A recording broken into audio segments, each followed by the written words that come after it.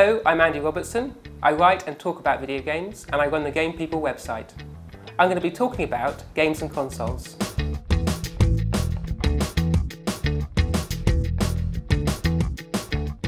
Halo 3, like any first-person shooter, is built around a core set of skills.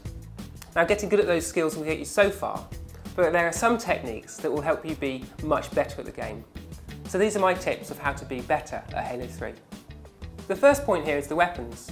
Now, most people will get used to dual-wielding particular weapons and will have a favourite gun. But what you really need to do is experiment to see how they can be paired up. It takes a lot of time to work out which particular rifle goes with which particular pistol. But spend that time and really get to know those weapons, because it will pay off. Perhaps the most important thing to get better at Halo 3 is the hand-to-hand melee combat. There'll be lots of times when a beginner player will be trying to shoot an expert, and they will simply wade in and hit them, and in a couple of blows they'll have won.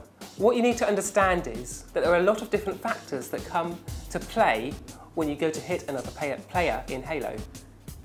Your movement and your speed and your height in relation to the player you're hitting has an effect. So if you're jumping down on someone and you hit them with your gun, that will do much more damage. Another aspect is if you're carrying a really big gun, if you're carrying a rocket launcher and you hit someone with that, Halo knows that and applies much more damage to them. So that could be a really good way to get much better at Halo 3.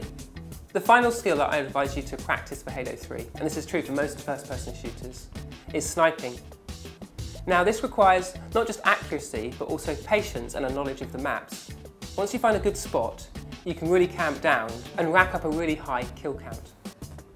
So those are my tips for getting much better at Halo 3.